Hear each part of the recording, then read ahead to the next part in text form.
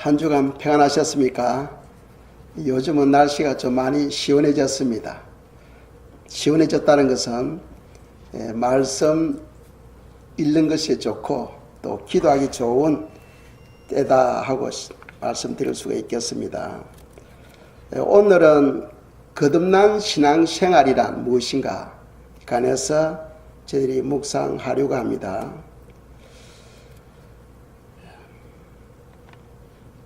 지난 주 중에 제가 이번 주일에는 주여 무슨 말씀을 전가하기를 원합니까? 하고 기도했는데 주님께서 말씀을 먹이도록 제 마음과 또 생각을 지켜주셨어요. 그래서 오늘은 저희들이 하나님의 말씀을 더 깊이 묵상하는 시간이 되기를 원합니다. 특별히 오늘은 말씀의 유익에 대해서 저희들이 또 생각하고 또 어떻게 거듭날 수 있는가, 그리고 하나님의 말씀과 즉 성경 말씀과 성령님과의 그 관계, 그리고 거듭난 신앙생활이 어떤 것인가 하는 것에 대해서 저희들이 생각하도록 하겠습니다.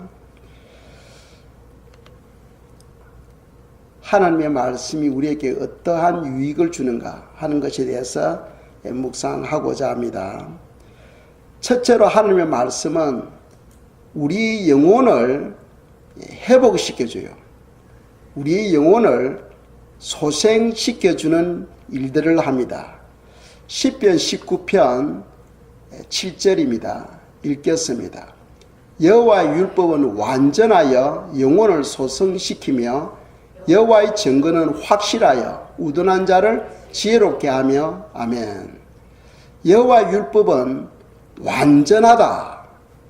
여호와의 율법은 완전하다 하고 말씀하고 있어요. 이 시편 기자가 율법하고 이야기합니다. 그 당시에 시편 기자가 이 율법이라는 단어를 쓸 때는 모세오경을 말씀합니다. 모세오경. 그런데 지금 우리가 이 시편을 읽을 때에 율법 하면은 성경 66권을 말해요. 구약과 신약 전체를 말씀합니다. 이 하나님의 말씀은 완전하여 영혼을 소생시킨다 하는 것이 바로 성경의 가르침입니다. 우리가 말씀을 읽고 또 외우고 할 때에 우리의 영혼의 회복이 일어나요. 그러니까 우리가 신앙생활을 하는데 뭔가 모르게 답답하고 내 삶에 어떤 큰 벽이 가로막혀 있다 생각할 때, 또는 어떤 영적인 성장을 갈급하는데 그것이 제대로 안 된다 할 때는 말씀으로 돌아가야 된다는 거예요. 말씀으로 돌아갈 때에 우리 영혼의 회복이 일어나게 됩니다. 이 중요하죠. 그래서 성도는 말씀을 가까이 하는 신앙생활을 해야 된다 하는 겁니다. 첫 번째 교훈은 하나님의 말씀은 우리 영혼을 소생시킨다. 두 번째로는 하나님의 말씀은 우리에게 평안을 주요. 평안이 중요하지 않습니까?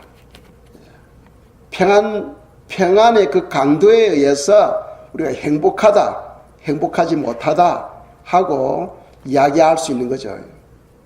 아무리 높은 계급을 가져도 마음에 평안이 없으면 그리 행복하지 못한 거죠. 우리가 행복하다 할 때는 마음에 평강이 있어야 돼요. 그런데 하나님은 이 평강을 무엇을 통해서 주시느냐? 하나님의 말씀을 순종함으로써 얻는 열매로 말씀하고 있어요. 그래서 우리가 히브리서 4장 1절 2절 말씀입니다. 읽겠어요? 그러므로 우리는 두려워할지니 그의 안식에 들어갈 약속이 남아있을지라도 너희 중에는 혹 이르지 못할 자가 있을까 함이라. 그들과 같이 우리도 복음 전함을 받은 자이나 들은 바 그 말씀이 그들에게 유익하지 못한 것은 듣는 자가 믿음과 결부시키지 아니함이라. 아멘. 우리가 말씀을 듣고 순종함으로써 우리에게 하나님의 평강이, 하나님의 안식이 우리에게 임한다 하고 성경은 말씀하고 있어요. 우리 삶에 안식이 필요하죠. 안식이 필요합니다. 그런데 그 안식을 얻기 위해서 때로는 우리가 또 여행도 가고 또 쉬기도 하고 뭐 여러 가지 방법을 강구합니다.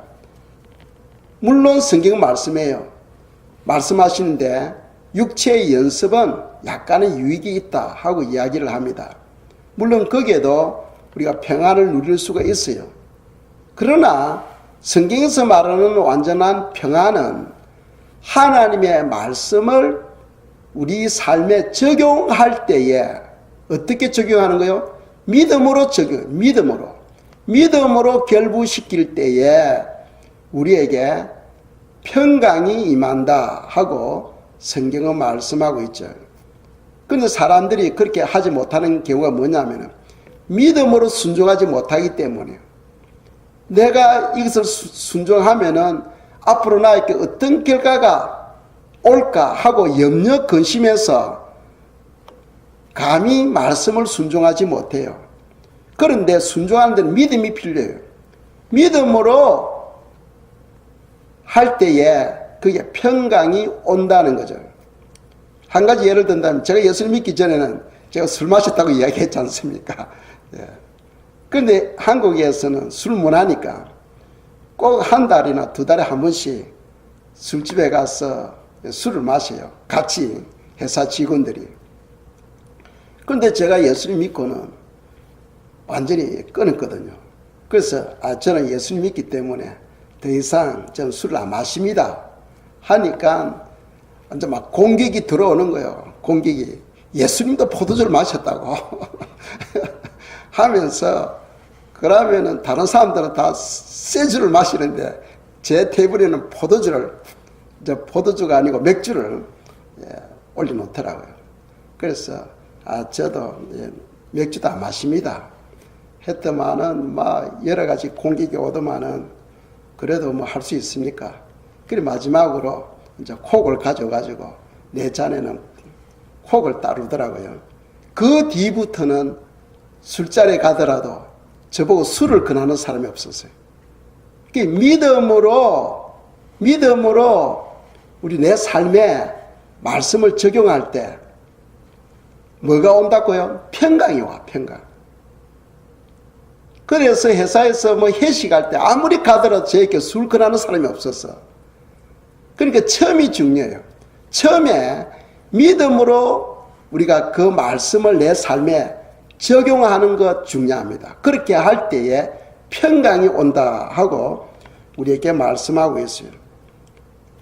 또 세 번째로는 하나님의 말씀은 우리에게 믿음을 준다고 했죠. 다 큰 믿음 갖기를 원하셔.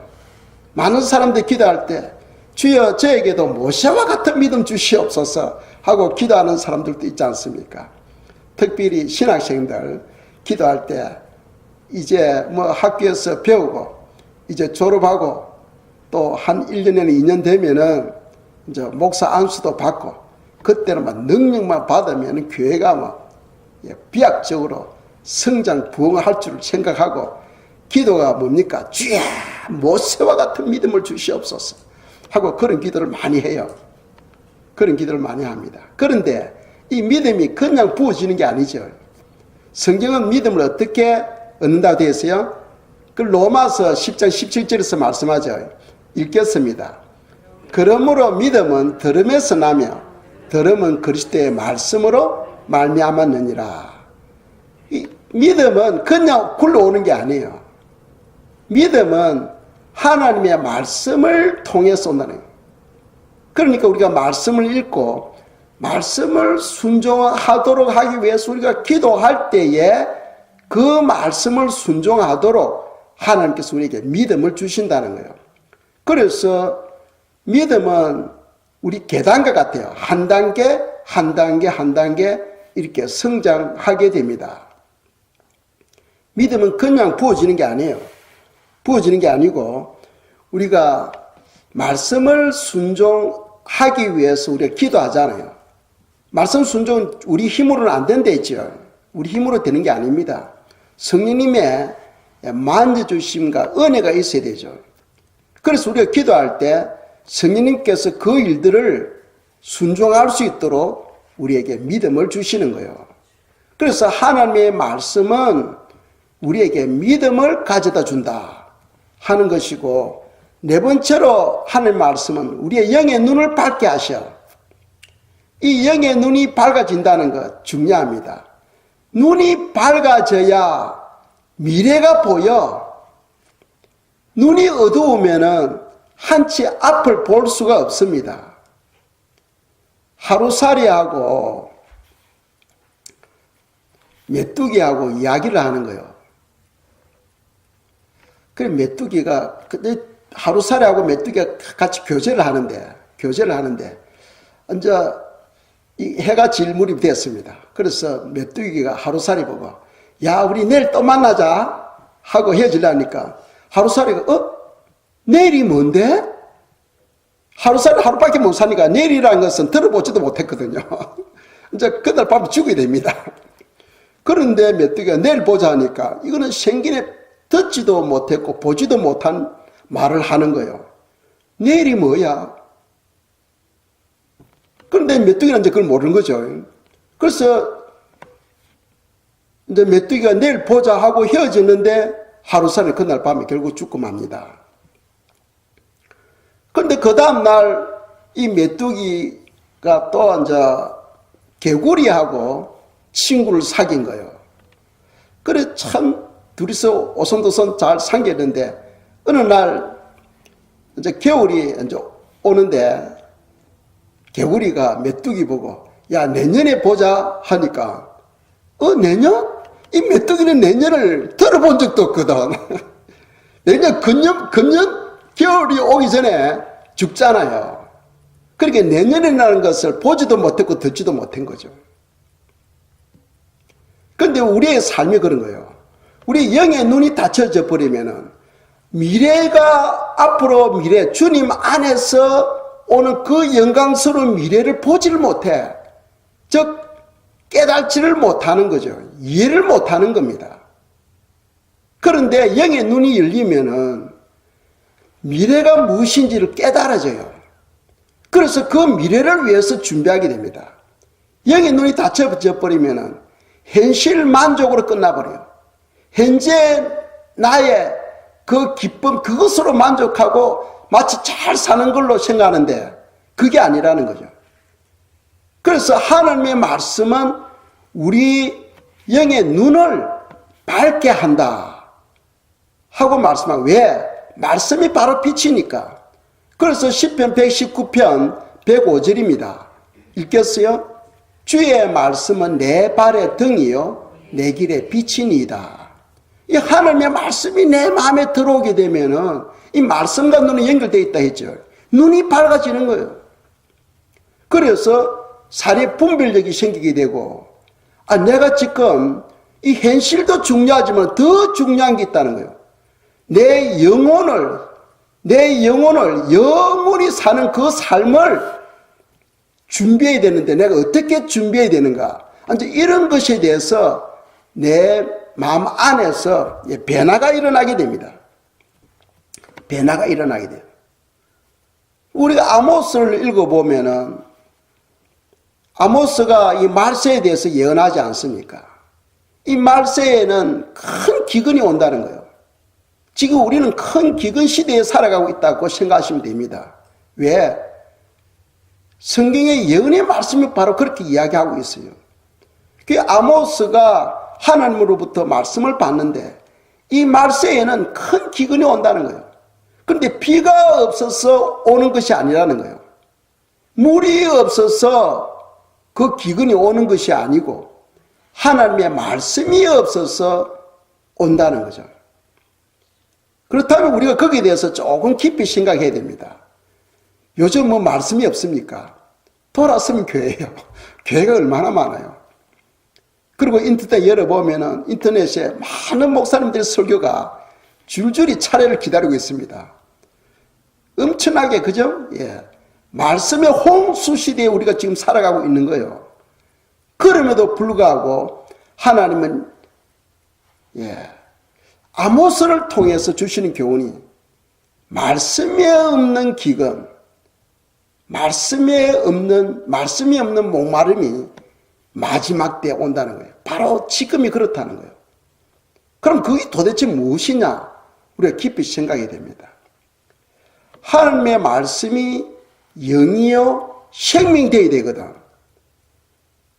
그런데 그 영이요 생명이 되지 못하면은 그 말씀은 하나의 웅변에 불과해요. 연설에 불과해요. 사람들이 그러잖아요. 뭐 대통령이 연설했는데 와, 저 연설 속에 생명이 있다 말씀하는 사람 아무도 없어. 학생들이 뭐 웅변 대야 하는데 웅변 그걸 듣고는 야, 그 웅변 속에 생명이 있다 말하는 사람 아무도 없잖아요. 다만 하나님의 말씀은 열가뿐이지 그 열간 그 말씀 속에 영이요 생명이 없을 수도 있다는 거죠. 그래서 우리가 말씀을 선포하는 사람이나 말씀을 듣는 사람들은 늘 우리 기도해야 됩니다.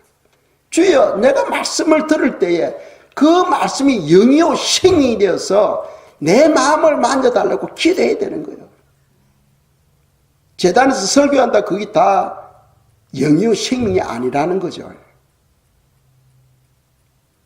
이 마지막 때 아모스의 그 예언의 말씀을 우리가 깊이 새겨야 됩니다. 그래서 성도는 말씀이 영이요 생명이 되도록 우리가 눈물을 흘리면서 기도해야 돼요. 길을 끌고 주는 것은 얼마든지 지혜 있는 사람들이 얼마든지 끌고 줄 수 있어요. 그래서 사도 바울이 내가 하나님의 말씀을 대언할 때 아름다운 말로 하지 않았다고 되어 있어요.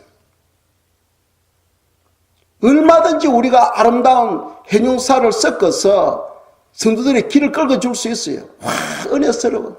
너무 설교 잘해. 할 수 있어요. 그러나 그것에 진정 생명이 있느냐, 그곳에 영이 있느냐 하는 것을 우리가 알아야 되는 거죠. 그러기 위해서 우리가 간절히 여러분들이 저를 위해서 기도해 주셔야 되고 또 저도 그걸 위해서 기도하고 있는 거죠. 이 하나님의 말씀 속에 생명이 있을 때 그 생명이 우리의 눈을 밝게 해. 그래서 우리의 영적인 삶이 무엇인지를 깨달아지고 그것을 위해서 우리가 준비할 수가 있는 거죠. 그리고 다섯 번째로 우리에게 주시는 교훈은 하나님의 말씀은 우리 하나님의 사람을 온전하게 합니다. 하나님의 사람을 온전하게 해요. 우리가 사람이라고 해서 다 사람 구실을 하는 게 아니잖아요. 그죠? 사람이라고 해서 다 사람 구실을 하는 게 아니에요. 그래서 성경은 하나님의 말씀은 우리를 사람을 사람되게 하는 거죠. 우리가 디모데후서 3장 16절 17절 말씀입니다. 보겠어요. 읽겠습니다. 모든 성경은 하나님의 감동으로 된 것으로 교훈과 책망과 바르게 함과 의로 교육하기에 유익하니 이는 하나님의 사람으로 온전하게 하며 모든 선한 일을 행할 능력을 갖추게 하려 함이라. 아멘. 하나님의 사람으로 온전하게 한다. 뭐가? 하나님의 말씀이 하나님의 사람으로 온전하게 한다는 거예요. 우리가 다 예수 그리스도를 믿고 있기 때문에 우리가 하나님의 사람 아닙니까? 그렇죠? 이 하나님의 사람은 말씀을 떠나면 안 돼요. 물고기가 물을 떠나면 안 되듯이 하나님의 사람은 말씀을 떠나면 안 돼. 왜? 이 말씀을 통하여 우리가 사람다운 삶을 살아갈 수 있다는 거죠. 하나님의 사람으로 하여금 우리로 하여금 온전하게 한다. 그리고 또 선한 일이라는 것은 하나님의 일이죠. 하나님의 일을 할 수 있는 능력을 준비시켜 준다는 거예요. 뭐가? 하나님의 말씀이. 이렇게 하나님의 말씀은 우리에게 엄청난 유익을 줍니다. 또 마지막으로 하나님의 말씀은 우리를 형통하게 해요. 사람들은 형통하기 위해서 갖가지 종교를 가지잖아요. 불신자들도 다 자기 나름대로 종교가 있어요. 사람들은 형통하기를 원해요. 그런데 참 형통은 무엇을 통해서 오느냐? 말씀을 통해서 온다 하는 것을 성경은 말씀하고 있죠. 그래서 시편 1편 2절 3절입니다. 읽겠어요. 오직 여호와의 율법을 즐거워하여 그의 율법을 주야로 묵상하는도다. 그는 시냇가에 심은 나무가 철을 따라 열매를 맺으며 그 잎사귀가 마르지 아니함 같으니 그가 하는 모든 일이 다 형통하리로다. 아멘. 사람은 다 형통하기를 원하잖아요. 이 형통이 무엇을 통해서 오느냐?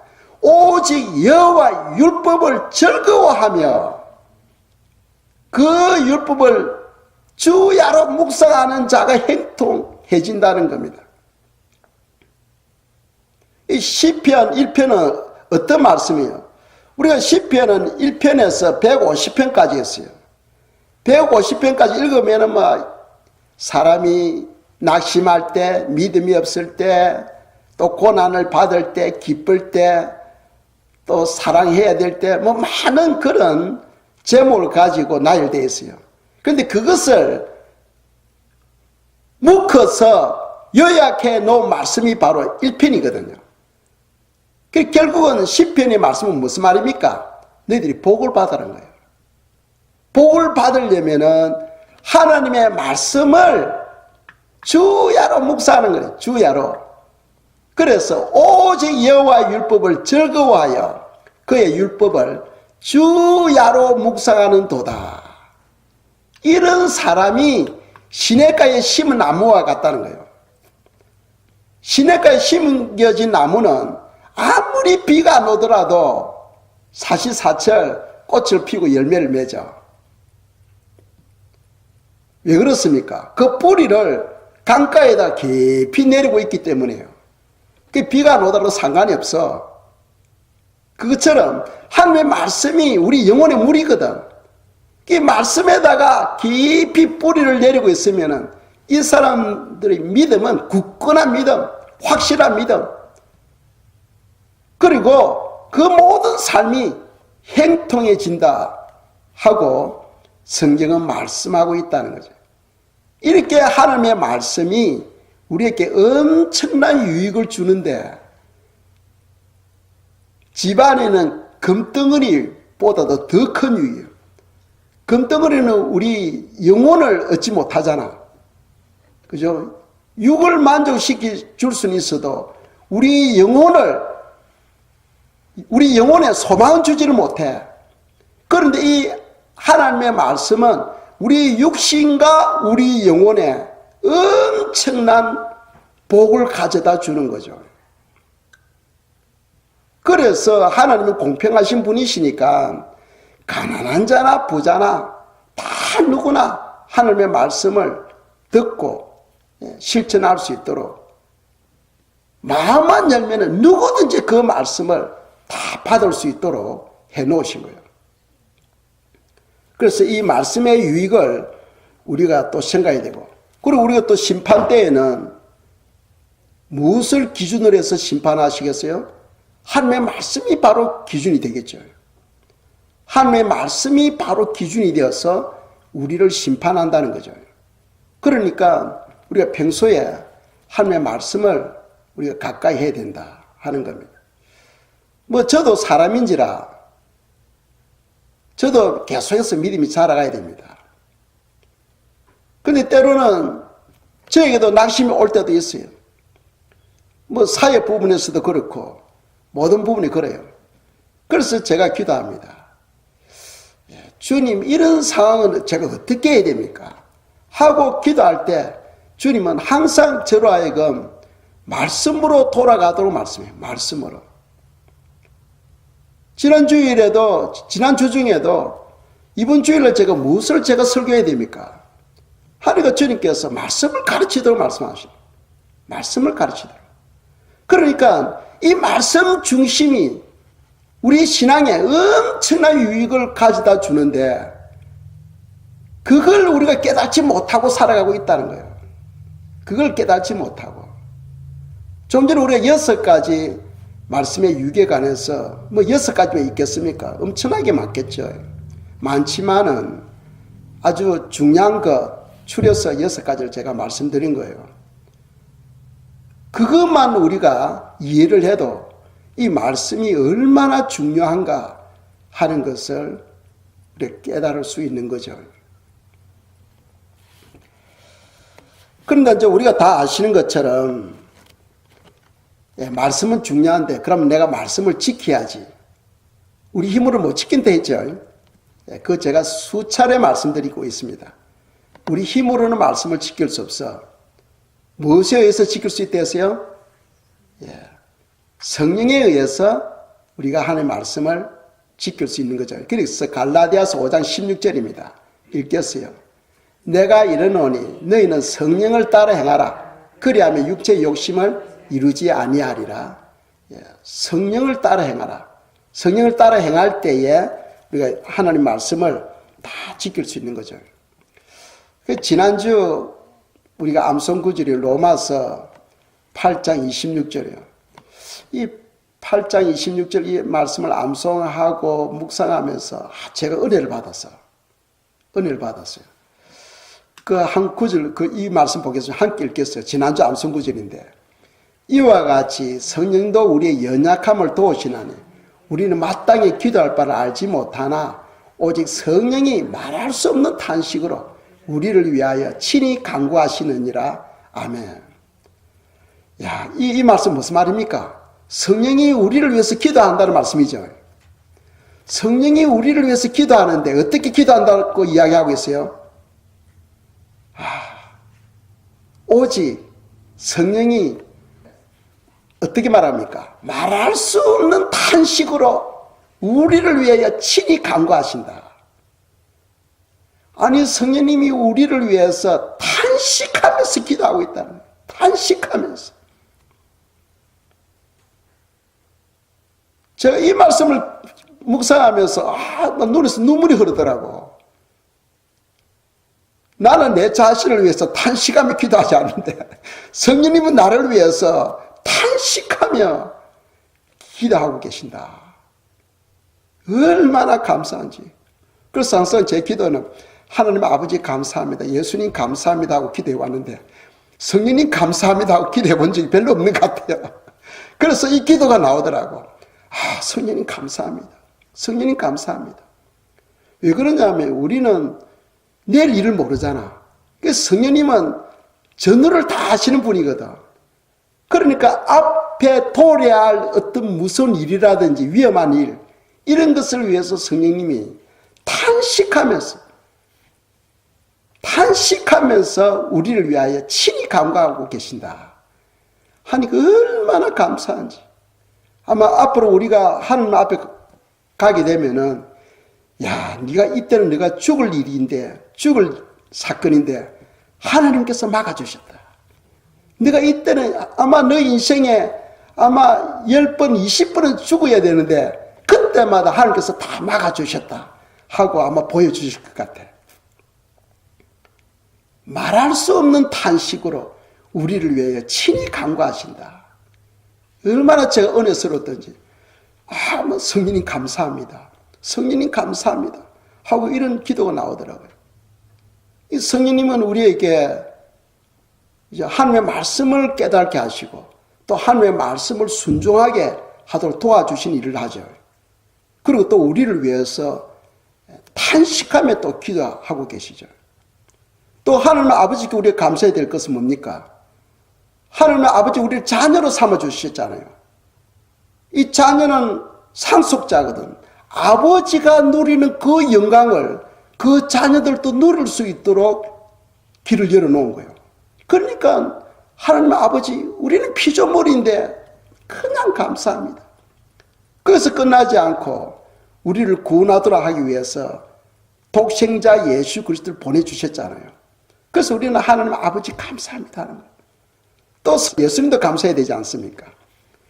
예수님은 우리 죄 때문에 타락할 수밖에 없는데 지금 우리 모든 죄를 짊어주시고 십자가의 그 엄청난 고통을 그분이 대신 속량해 주신 거죠.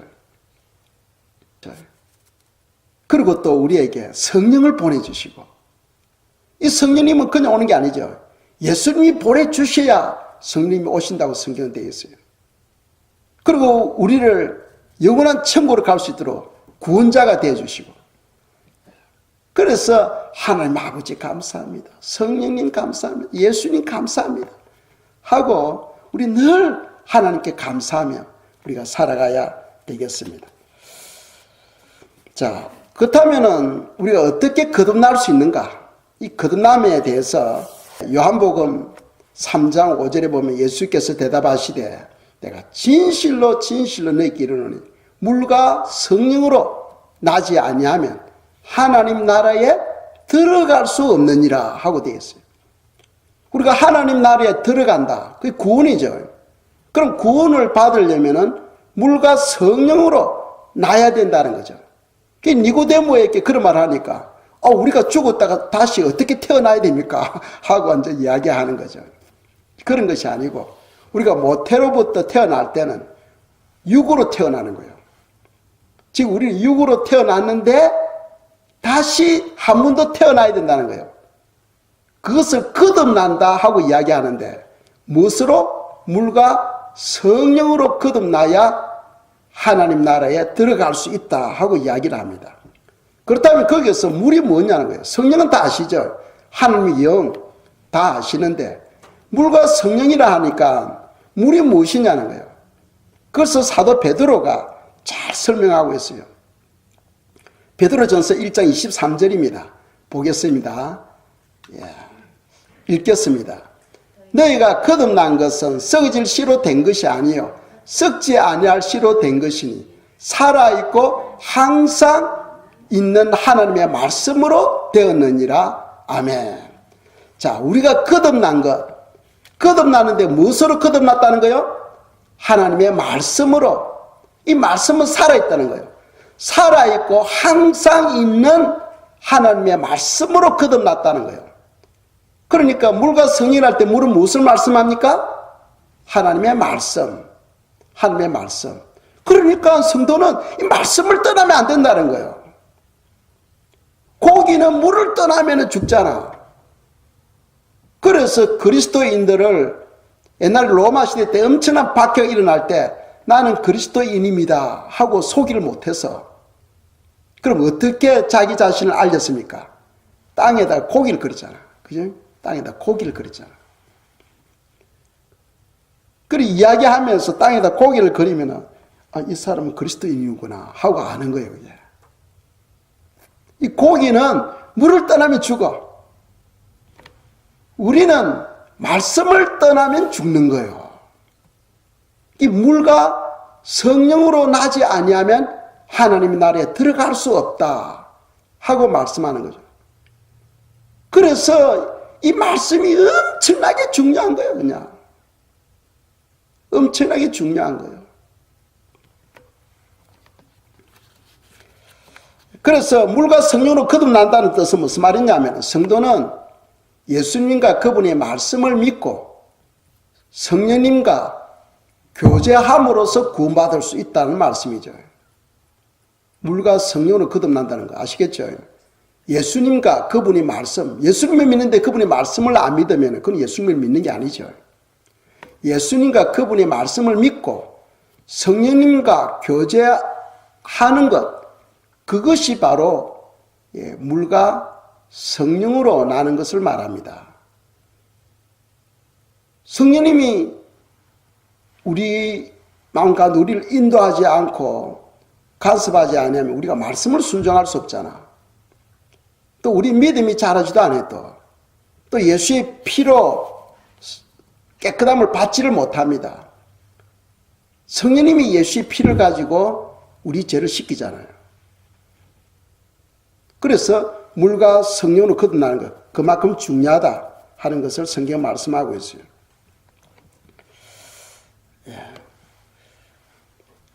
성경 말씀과 성령과의 관계, 성경 말씀과 성령님과의 관계에 대해서 잠시 말씀드리겠어요.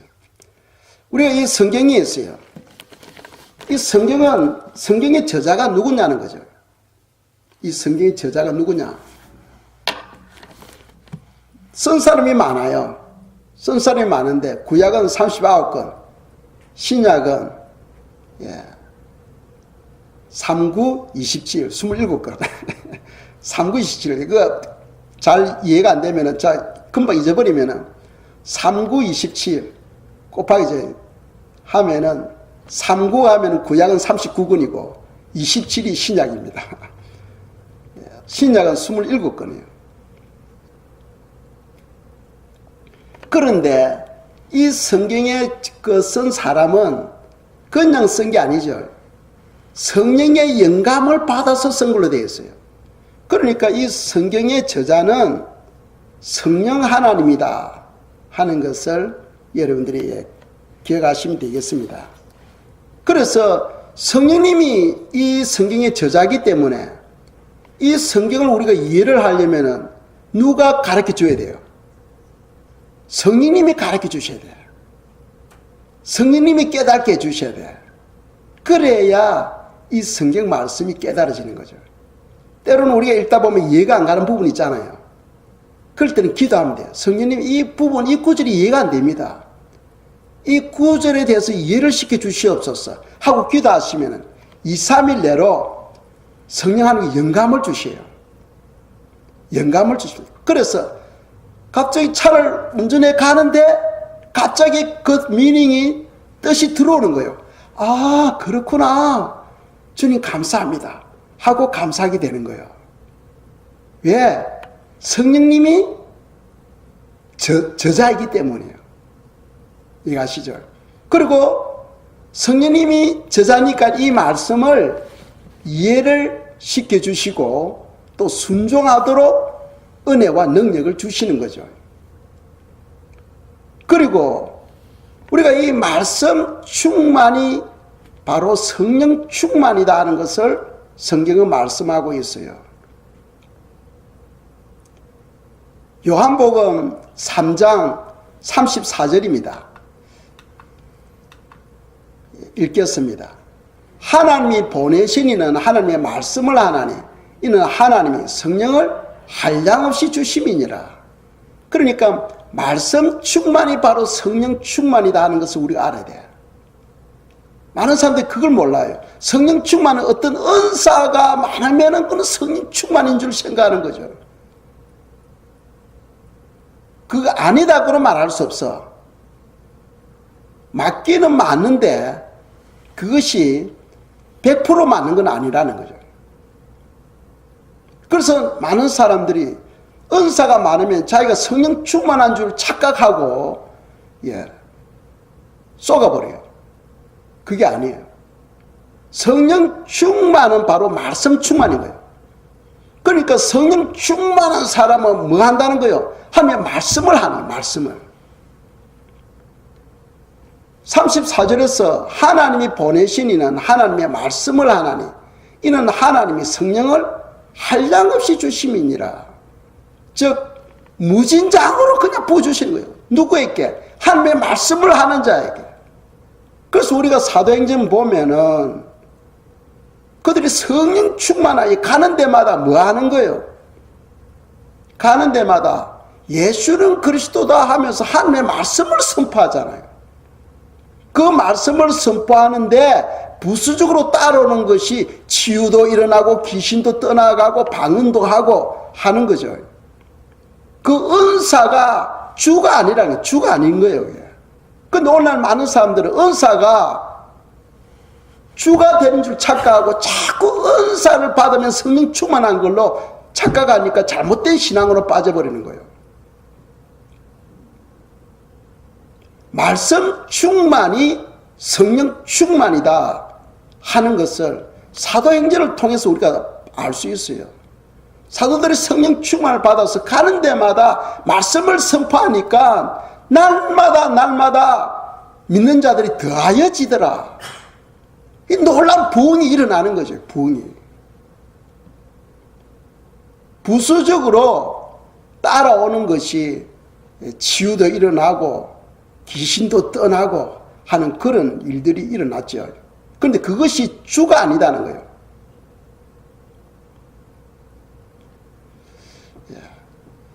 참 오늘날 많은 사람들이 말씀을 떠난 신앙생활을 하니까 나름대로 나는 신앙생활을 잘하고 있다 하는데 하나님 보실 때는 안타까운 거예요. 안타까운 거예요.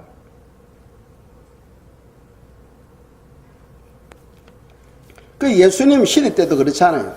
소위 말해서 종교 지도자들, 그런 자들이 예수님의 말씀을 듣질 안 했죠. 안 들으려고 했어요.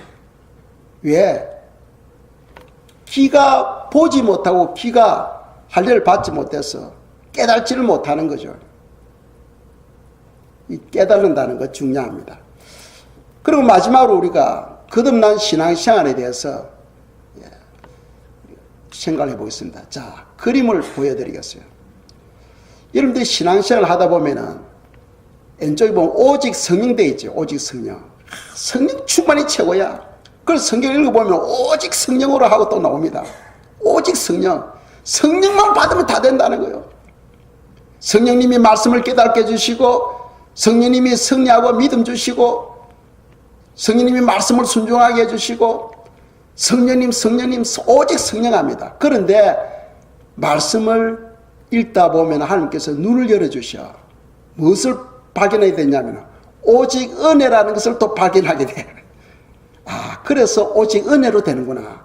오직 은혜, 오직 은혜. 여기에 또 묶여있는 사람들이 많아. 은혜면 다 된다 해가지고 은혜만 묶여있는 사람들이 많아. 그런데 또 성경 읽다 보면은 또 주님이 또 다른 눈을 또 열어주셔. 뭐냐 하면은 오직 믿음으로. 믿음이면 다 된다는 거예요. 믿음. 오직 믿음 합니다. 그런데 또 주님께서 성경의 눈을 열어주시면은 십자가의 도, 이 십자가의 도가 없이는 아무것도 안 된다 하는 것을 깨닫게 돼요. 그렇다면은, 자, 이 성령과 은혜와 믿음과 이 십자가의 도, 이것이 유기적으로 서로 연결되어 있어요. 그래서 이거 우리 몸으로 비유하면 돼요. 우리 몸입니다. 우리 몸. 우리가 신앙생활을 하는데 우리에게는 성령도 필요하고 은혜도 필요하고 믿음도 필요하고 십자가의 도도 필요해요. 그런데 그것이 말씀의 반석 위에 있다는 말씀. 말씀을 떠나면 안 돼. 이 성경 말씀이라는 이 말씀 위에 성령도 역사. 그래서 성령을 진리 영이라 하잖아요. 성령, 은혜, 믿음도 말씀을 통해서 믿음이 오잖아요. 십자가의 도, 이게 다 말씀을 근거로 해서 이루어지는 거죠. 그런데 이런 그릇이 준비하시는 이유가 뭐냐 하면은 신앙의 본질을 담기 위해서라는 거예요. 우리 신앙의 본질은 능력이 행하는 게 아니에요. 우리 신앙의 본질이 뭐냐 하면은 하나님을 알고 하나님을 사랑하는 거라는 거죠. 그게 신앙의 본질이에요. 그게 바로 핵심이라는 거예요. 핵심. 이해가십니까? 우리 신앙의 본질은 하나님을 알고 하나님을 사랑하는 것. 그것이 바로 가장 큰 계명이요. 우리가 이 성경 66권을 통해서 우리에게 주시는 교훈이 바로 하나님을 알고 하나님을 사랑하는 데 있다는 거예요. 그것을 담도록 하기 위해서 우리에게 성령도 부어주시고 은혜도 주시고 믿음도 주시고 십자가의 도도 깨닫게 해주시고 하는 거예요. 하나님을 알고 하나님을 사랑하는 것. 하나님을 알고 하나님을 사랑하는 것. 그것이 바로 우리 신앙생활의 핵심이라는 핵심. 이거 잊어버리면 안 돼. 오늘날 많은 사람들이 이 신앙의 그 핵심 되시는 그 본질을 깨닫지 못하고 자꾸 엉뚱 걸 지금 찾고 있는 거예요. 엉뚱 걸, 다른 걸 찾고 있는 거예요.